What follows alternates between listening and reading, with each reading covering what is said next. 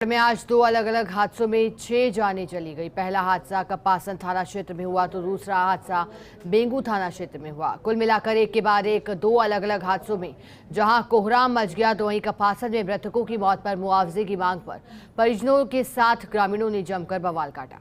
हालांकि पुलिस और प्रशासन की समझाइश के बाद मामला शांत हुआ था।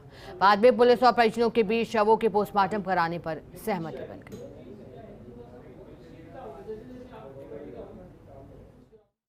आज रामथली में सुबह जल्दी 3:30-4 बजे के करीब बारिश हो रही थी। बारिश से ये इसका तार टूट गया 11 kV का और उंदाइला की तरफ से एक टेम्पो आ रहा था। टेम्पो में 4 इसमें पैसेंजर बैठे थे और 2 बूढ़े इसमें थे।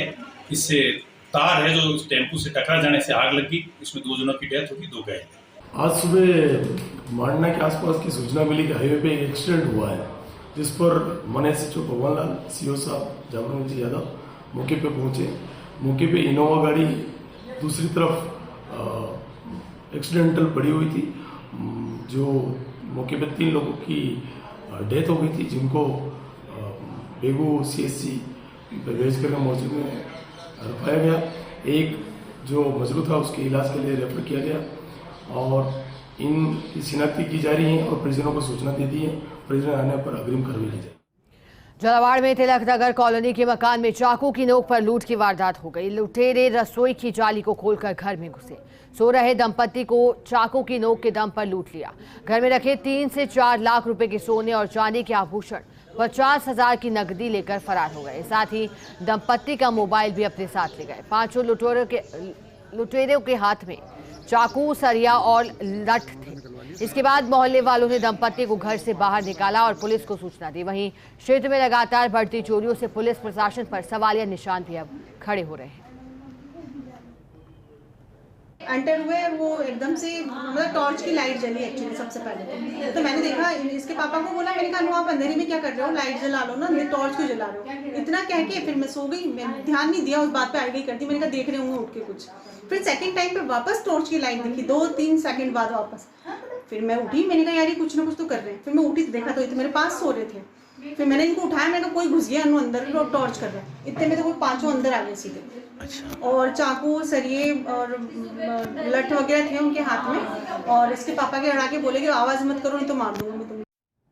बारह से खबर है। NH 27 पर हुआ भीषण सड़क हादसा। हादसे में बाइक सवार 2 लोगों की मौके पर मौत हुई। एक गंभीर घायल पार्वती नदी ब्रिज के पास घिसरी चौराहे की घटना है। किशनगंज से खैरपुर जा रहे थे बाइक सवार। SP राजकुमार चौधरी में जाप्ते के साथ मौके पर पहुंचे हैं। देखिए सड़क दुर्घटना जो कि लगातार चिंता का विषय बनी हुई है। जिस तरह से सड़क दुर्घटनाओं में एक तरह से ऐसे लोगों की जान चली जाती है जो कि अभी जिंदगी की शुरुआत ही हुई थी। 12 से बड़ी खबर, NH 27 पर यह हादसा हुआ। अजमेर के किशनगढ़ से बड़ी खबर, ट्रैक्टर ट्रॉली चोरी के संदेह में 2 युवकों से मारपीट हुई है। दूदू क्षेत्र में हुई मारपीट की घटना। हलवाई के साथ शादी समारोह में गए थे काम के लिए ये दोनों युवक। ट्रैक्टर चोरी के संदेह में एक युवक से मारपीट की थी। एक अन्य युवक को किशनगढ़ से वैन में लेकर दूदू पहुंचे। पीड़ित मेहनत नगर निवासी बिट्टू पुत्र रामा बागरिया ने कराई शिकायत दर्ज। मदनगंज थाना पुलिस में राजेंद्र सिंह और 4 अन्य के खिलाफ शिकायत दी। पीड़ित के परिजनों ने घायलों को राजकीय YN अस्पताल में भर्ती कराया। मदनगंज थाना पुलिस मामले की जांच लगातार कर रही है।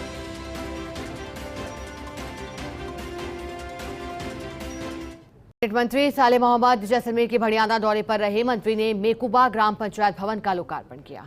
इस दौरान PCC सदस्य रणवीर सिंह गोदारा उनके साथ मौजूद रहे। साथ ही महंगाई राहत कैंप में लाभार्थियों को मुख्यमंत्री गारंटी कार्ड भी बांटे। मंत्री साले मोहम्मद ने कहा कि मुख्यमंत्री अशोक गहलोत की जादूगरी का ही कमाल है। आज देश में महंगाई आसमान छू रही है, जबकि महंगाई राहत कैंपों में आमजन को राहत की गारंटी दी जा रही है।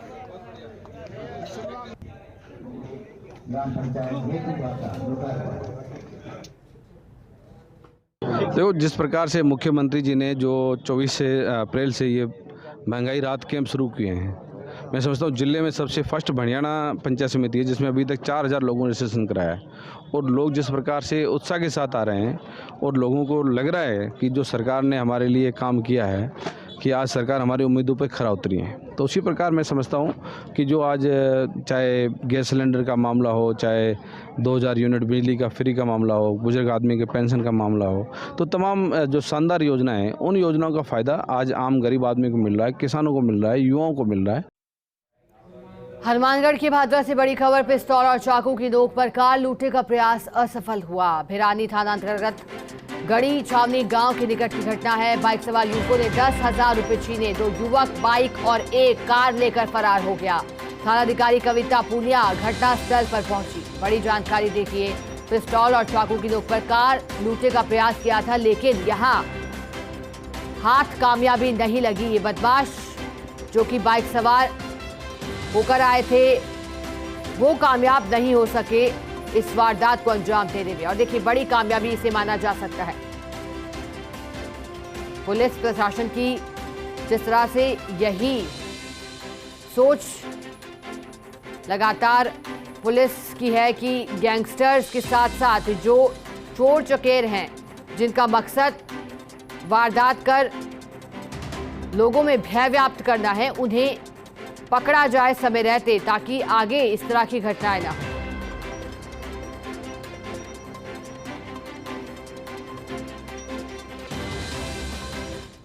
मुख्यमंत्री अशोक गहलोत ने सीकर के सर्किट हाउस में प्रेस वार्ता करते हुए केंद्रीय मंत्री गजेंद्र सिंह शेखावत पर बड़ा हमला बोल दिया।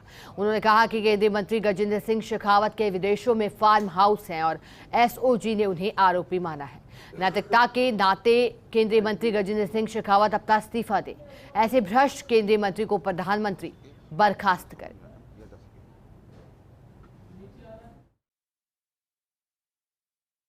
जिस उद्देश्य से कैंप लगाए गए थे,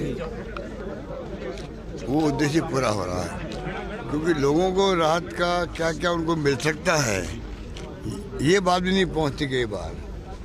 अब मैंने देखा, उदाहरण कल आए थे, रात को मालूम पड़ा, एक व्यक्ति ने कहा मैं तो 2 बेनिफिट लेना आया था, मुझे पता नहीं मुझे 5 मिलेंगे।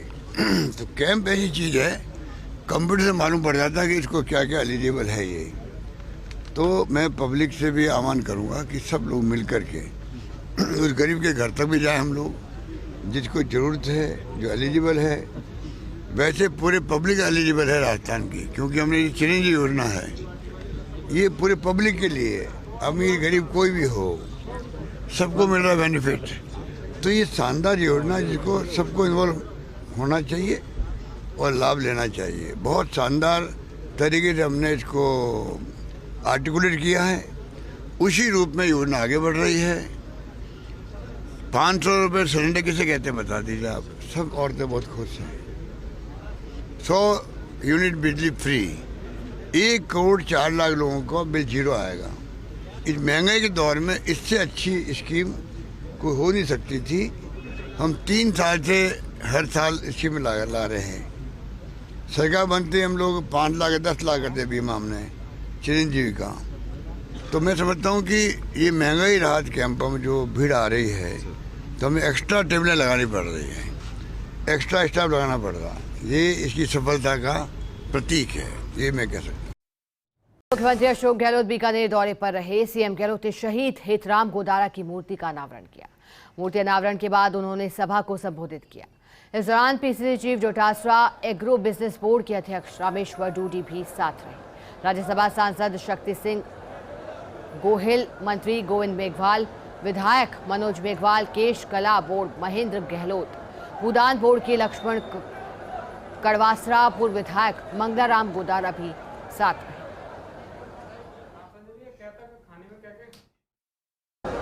उत्साह है, आपने हम सबको बुलाया है। मंगलाराम ने मुझे कई बार कहा, तो समझो आज ही मेरा आने का, और अभी खबर आ गई कि मौसम खराब होना, जयपुर उतर नहीं पाओगे, तो माफ़ी चाहेंगे कि बहुत संक्षिप्त अपनी बात कहेंगे। कि आप लोग रोज अखबार पढ़ते हैं, टीवी देखते होंगे, महंगे राज्य कैंप लगे हुए, आप सब जानते हैं कि राजस्थान सरकार शिक्षा में, स्वास्थ्य सेवा में, पानी में, बिजली में चल रहा है और पेंशन देती है। अभी जो शहीद हितराम गोदारा की मूर्ति का नाम हुआ, ये आपके लिए नहीं, परिवार के लिए, पूरे गाँव वालों के लिए, पूरे देश वालों के लिए गर्व की बात है। जिससे ध्यान देती देश की रक्षा के लिए, ये हमारे पूरे प्रदेश में बहुत बड़ा जज्बा है। और विशेष करके शेखावटी है, नागौर है, जोधपुर, जैसलमेर, बाड़मेर, बीकानेर, सब जगह मिलेंगे हमें, सीकर हो, दिल्ली हो।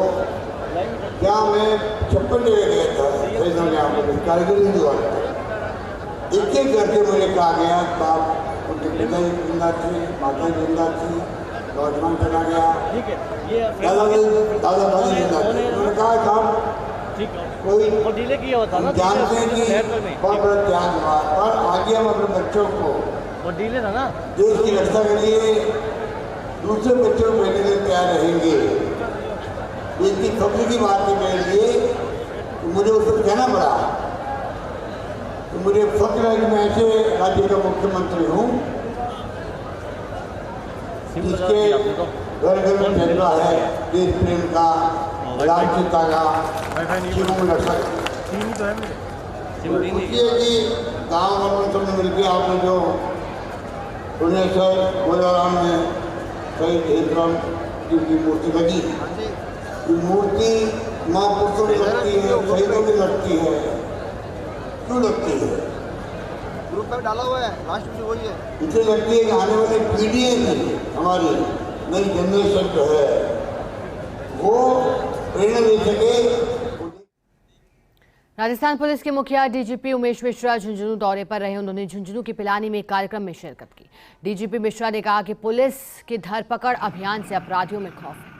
राजस्थान के हर पुलिसकर्मी में एक जोश आया है, तो वहीं महिला अत्याचार को लेकर कहा कि काफ़ी हद तक अत्याचार कम हुए हैं, लेकिन जो मामले दर्ज हुए हैं उनमें 45 से 48% मामले झूठे पाए गए हैं, जो एक चिंता का विषय है।